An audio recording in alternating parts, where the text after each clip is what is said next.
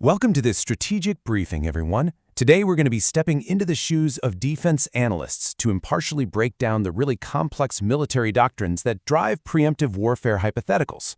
Specifically, we'll be digging into a fascinating recent analytical report about Israeli-Turkish relations and looking at how historical precedents completely shape modern military calculations. Our job today is to strip away the emotion and look strictly at the strategic environment. This explainer is going to serve as your foundational look at exactly how states evaluate survival in an incredibly volatile region. So let's jump right in. Here is a quick look at our syllabus for today. We're covering the preemptive strike hypothesis, the 1967 historical doctrine, political rhetoric, the geography of security, legal ambiguity, and finally, modern regional anxiety. All right, let's kick things off with Section 1, the preemptive strike hypothesis.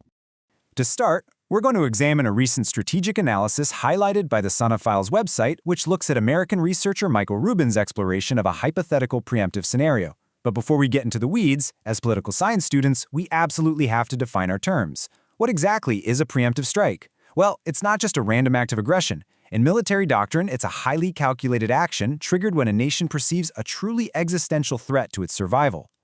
The operative word here is existential. We're talking about a scenario where a state's leadership looks at the board and concludes, if we wait to be attacked, our nation will be fundamentally destroyed. It's a theoretical last resort within regional strategic calculations. It demands massive internal justification, even if it's fiercely debated on the global stage. Now, take a look at these three variables: perceived existential threat, hostile political rhetoric, and overt military posture. Analysts use these specific metrics to compare past regional power shifts with modern hypotheticals, like the current strategic debates regarding Israel and Turkey. It's really all about recognizing patterns in state behavior when tensions start boiling over. By comparing the established historical precedents of 1967 with the mutual strategic anxiety we're seeing in modern Middle Eastern dynamics, we can see exactly how shifting regional balances trigger defensive military planning. Basically, when one regional power projects strength or issues warnings, you better believe the opposing power is immediately recalculating its own survival metrics. Moving right along to Section 2, let's look at the 1967 historical doctrine. To truly wrap our heads around the modern strategic hypothesis we just discussed, we have to pivot backward to the 1967 Arab-Israeli War. This conflict is literally the foundational model shaping modern discussions of preventive warfare. Notice the chronological escalation mapped out here. You can actually trace how the atmosphere of tension steadily built up over time. We start with hostile rhetoric in the 50s and 60s. Then, bam, we see physical actions, closing the Straits of Tiran and the Suez Canal to Israeli navigation. Then comes the overt Egyptian military mobilization in May of 1967. Israel viewed these maritime closures and rapid mobilizations as a direct, imminent threat, and that ultimately resulted in their sudden, extremely rapid military offensive in June. So here is the crucial point to highlight for your notes, guys. 1967 is not merely a chapter in a history book. It acts as the active, living blueprint for how regional states calculate imminent risk today. When modern military planners in the Middle East war-game potential conflicts, they are invariably looking through the lens of the Six-Day War. The idea of neutralizing a threat before absorbing a devastating first strike is fundamentally cemented by this historical model. It completely shifted the paradigm from absorbing a blow to striking the archer before the arrow is even released. This mindset is deeply, deeply embedded in the strategic DNA of national security apparatuses throughout the entire region. All right, Section 3. Let's talk about political rhetoric and how it shapes threat perception. We're moving now to how hostile political discourse actively shapes a state's threat perception. Because, as the analysis points out, escalating regional rhetoric is definitely not a new phenomenon in the Middle East. The Sunna Files analysis makes this crystal clear. Escalating regional discourse is directly linked to an increased risk of open conflict. It connects past words to past wars. When we analyze modern statements, we have to compare them to the 1950s and 60s, specifically the openly hostile declarations from former Egyptian President Gamal Abdel Nasser. To the targeted nation, those weren't just political grandstanding. They were perceived as a real barometer of true intent. They contributed to a broader atmosphere of tension that made military escalation highly likely. It proves that when states are calculating their survival, they absolutely do not ignore public diplomacy. When you combine these four documented factors, the hostile declarations, the antagonistic radio broadcasts of the era, the physical maritime blockades, and the overt troop movements, you get a really toxic cocktail of tension. In defense analysis, We look for this exact sequence of indicators. When these stack up, the target state often feels militarily compelled to neutralize the threat preemptively, rather than sitting around and waiting to absorb what could be a fatal attack. Planners don't view these elements in isolation. They view them as a cascading sequence that dramatically shortens the runway to all-out war. Which brings us to Section 4, the actual geography of security planning. If we completely strip away the political discourse for a second, we are left purely with geographical realities.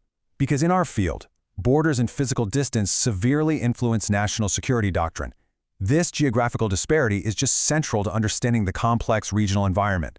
Let's contrast these two realities. On one hand, the analysis notes Israel's very narrow territorial dimensions in sensitive areas. On the other hand, neighboring states possess much greater strategic depth. To put it simply for you guys, lacking strategic depth means there's incredibly limited physical space to absorb an initial military invasion. You literally cannot trade land for time to regroup your forces or wait for international intervention. The initial battleground is just way too close to civilian population centers. Consequently, for a nation with narrow territorial dimensions, military planners often conclude that preemption is a geographical necessity rather than just a political choice. It completely removes the luxury of time. Think about it. If an enemy army only needs to travel a few dozen miles to literally cut your country in half, your military doctrine is inherently going to favor striking first if an attack seems absolutely certain. Geography, honestly perhaps more than any other factor, dictates the speed and aggressiveness of military planning. A sprawling continent can afford to absorb a localized invasion. A narrow strip of land simply cannot. But this brings us to a really stark question that plagues international relations scholars and defense planners alike. How do we actually define imminent legally before a conventional attack actually begins? Is it troops massing on a border? Is it a hostile speech? A shift in alliances? Let's dive into that in Section 5, Legal Ambiguity versus State Survival. This is the core friction of our entire briefing. As the source material accurately highlights, there is a massive gaping void in international law here. The concept of an imminent threat remains fiercely contested. If an adversary says they want to destroy you and starts moving weapons closer to your border, is that imminent? Or do they have to literally fire the first bullet? Because there is no universally agreed upon definition, existential threat and military preemption remain heavily disputed academic concepts, and that creates a massive gray area in global security. Sure, the United Nations Charter allows for self-defense, but the exact threshold for when preemptive self-defense becomes legally justifiable, it is incredibly murky. And that brings us to a very stark operational reality on the ground. On one side, you have these academic and legal debates focusing on theoretical definitions. But on the exact opposite side, you have pure, raw, state survival calculations. The report points out a fundamental truth of geopolitics. When states perceive their national security is critically at risk, they consistently prioritize survival calculations way above theoretical academic debates.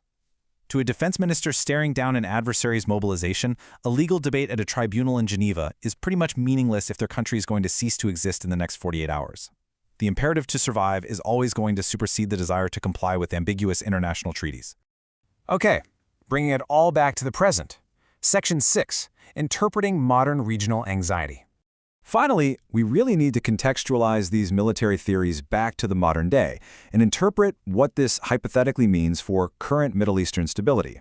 It is absolutely vital to emphasize to all of you that current analyses regarding Israel and Turkey, or really any other regional actors, are just that, strategic hypotheticals. The whole purpose of these analytical exercises is to explore potential vulnerabilities and future risks. We are not predicting inevitable military action here, nor are we looking at definitive declarations of official political policy. This is simply about understanding the calculus of power and how defense ministries model out their worst-case scenarios. However, these academic hypotheticals reopen broader debates, and they reflect a very real, growing mutual strategic anxiety across the Middle East. And this anxiety is driven by four highly volatile variables. First, deterrence strategies are constantly evolving with new technology, which means older defense systems can suddenly feel totally inadequate. Second, the regional balance of power is continuously shifting as alliances form and fracture. Third, the risks of rapid military escalation are higher than ever due to the sheer speed of modern weaponry. And finally, the political environments across the entire region remain highly volatile. All of this creates a constant hum of baseline anxiety that influences every single strategic decision being made. So, I'm going to leave you with this final, somewhat provocative thought to consider for your upcoming seminar discussions. In an increasingly volatile environment where legal definitions clearly lag behind military reality, Will the doctrine of preemption inevitably dictate the future balance of regional power? If international law simply cannot clearly define an imminent threat, how will states ensure their survival in the future? Thank you for joining this explainer, everyone. Keep asking the hard questions and keep studying those underlying strategic realities.